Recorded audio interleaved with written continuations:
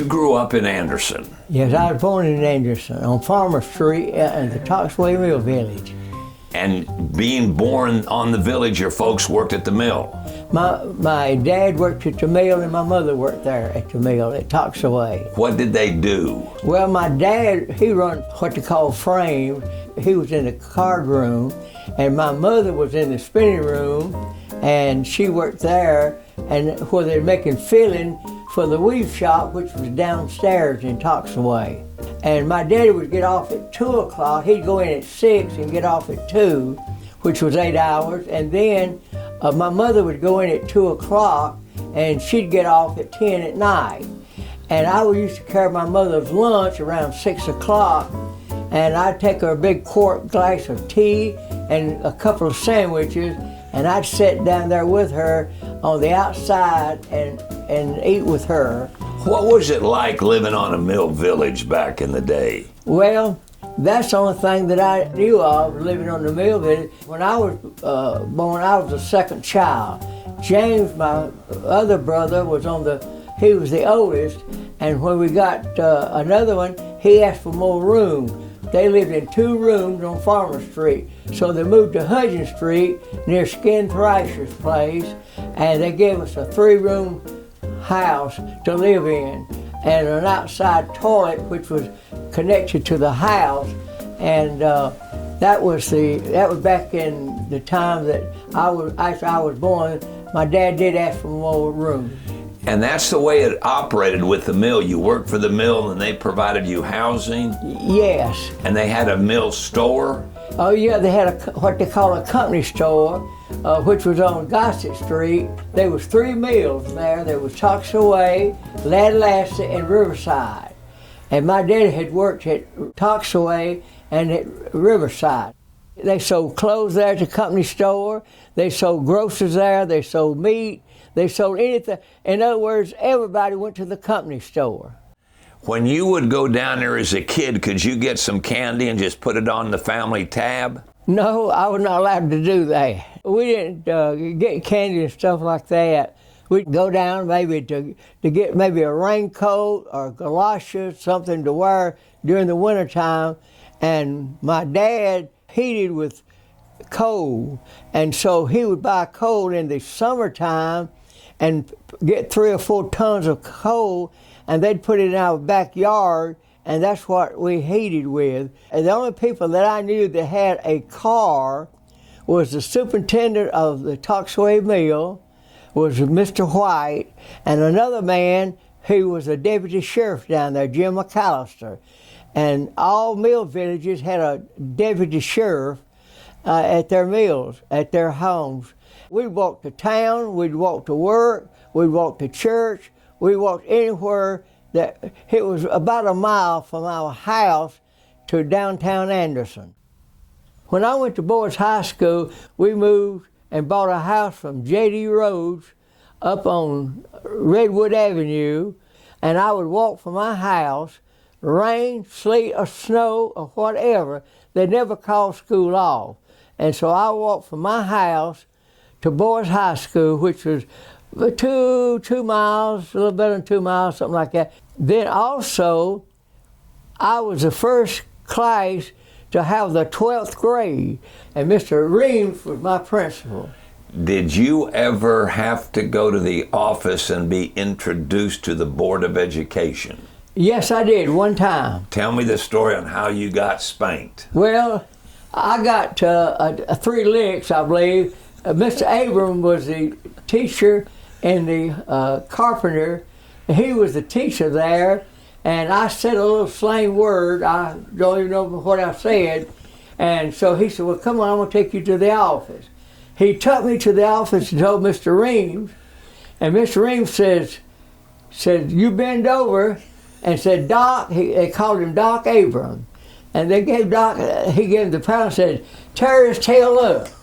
He gave me 3 big licks, and actually he did that. He told Mr. Abram to go back to class, and that he could go back to class, and he would bring me back to he'd bring me back to the classroom, which I did. But What happened when you got home? Did your daddy find out? I didn't tell nobody. And that was the only licks that I ever got. I understand that you worked for Wilton Hall at the paper. Yeah. Yes, I did. I was a paper boy, and my route number was number 31. I did East Whitner, Osborne Avenue, and Dickens Avenue and East Orr Street. How many papers? I had about 75 customers. And you walked. I walked my route, yes. Did you throw them? Yeah, I'd throw them. Sometimes I'd fold them, and sometimes I'd put a rubber band around them and throw them. But then after I did that, I gave that paper route up, and because the city route came open with over 200 customers in the city of Anderson, and people used to, 65 and 75 years ago, people lived over store buildings. A lot of people lived over store buildings. And so I delivered the city route, the biggest route there, I delivered the city route. And then, after I did that, I went to work at the Greasy Spoon. The Greasy Spoon was a restaurant that was about 10, 11 feet wide. They had stools in there. If the truck drivers that was coming south, and they was coming south, going to south, they would park in front of a church there on North Main Street going south. If they was going north, they'd park over there next to the Calhoun Hotel. Yeah. There was no I-85 at that time. Right. People would come by, and the Greasy Spoon, I guess, was the only restaurant that was open at that particular time. But I enjoyed my work there, and I've been working there since I was 12 years old. I got my driving license when I was 14 years old. There was no age limit at that time. You go in the first door on Hampton Street, you go in the first door there, you go through, you give them all the information.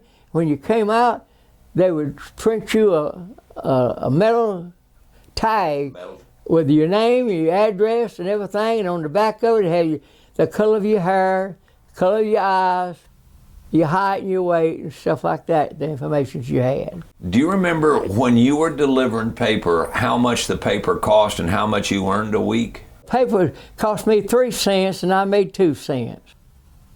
And I was fortunate to be able to, at the time, that people don't know this, but Mr. Wilton E. Hall, who was a publisher of the Anderson Independent, he served as a United States Senator. He took Olin Johnson's job at one time for 6 or 7 months. Right.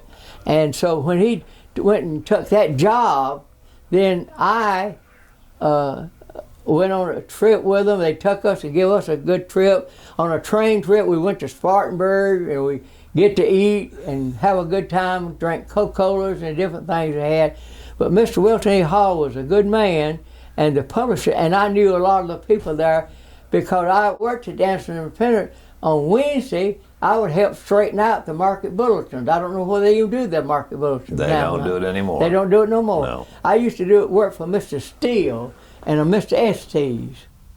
I made anywhere from $6 to $10, I guess, a week. Now, did you have to take any of that home, or is that your money? I took that home. That was my money, and I started a savings account when I was a young fella. And then after I did that, I went to work for used to be Dixie Homes. People don't know this, but at one time, Dixie Homes had about 12 stores in the city of Anderson. And then they changed the name from Dixie Homes to Winn-Dixie. Okay. And I worked for a man by the name of Bailey Trammell. And I worked for him on Friday afternoon from 3 o'clock till 8 at night. And on Saturday from 8 o'clock, got 1 hour for lunch, till 9 o'clock on Saturday night. And I made $3.50 for that. You didn't know what to do with all that money, did you? That's right. How did you get into the insurance business? Okay, that's a good story. I was working, and I was a weaver. I started off filling batteries. I went from filling batteries to Dolphin Claw. At what mill? At that time, it was Old Lad Lassie. And then we moved to South Side. When we moved to South Side, we was curtailing 4 days a week. I was a weaver, and there was 9 women weavers on the first shift and 2 men. Me and Noah Haley. We was the only men. And so I asked them to let me learn to fix looms. I wanted to learn to fix looms. I wanted to advance myself. And they told me that I couldn't. They never did like to take a good weaver and make a loom fix out of him because the weavers was harder to get. But they did do that for me, but we was on short time, working 4 days a week. And I told Red Hunter, I got me a job, and I told Red Hunter, who was my supervisor, that I was leaving the mill and that I was going to work in the insurance business. He told me that I'd starve to death. And who did you go to work for? What was the name of the company? The first company I worked for was Textile General. They had an insurance division inside the mill and a division on the outside. I worked for a fellow, Walt Gunnels, out of Greenwood, South Carolina. He was my supervisor. And I worked for them for over a year. And the only reason I went with them to start with, they're going to start me off at $75 a week. Liberty Life was only going to start me off at $60. That's $15, because we had to pay our own gas and expenses, see. So I worked with them for over a year, and then when Liberty Life raised their up pay, I went to work for them at Liberty Life, and I stayed with them almost 33 years. They had just moved from South Main Street across from Standard Drug Store. They was upstairs there, but they had moved to a new building up on North Main Street in front of the Waffle House. Why are you still working? I enjoy it. I love people. I love people. I enjoy being around people, and people have been a blessing to me. And God saved me over 70 years ago, and I want it to, everything I do, I want it to count for the Lord. I'm not interested in the money no more. I'm really not. I'm not interested in the money no more. It's just I like to be around people, good people, Christian people. I go to church anywhere from 2 to 3 times a week. Where you go? I'm a member of High Praise Church of God. Well, Mr. Bates, you're an inspiration to all of us, still working your job that you love, and we thank you for all that you've done for Anderson County. I love Anderson.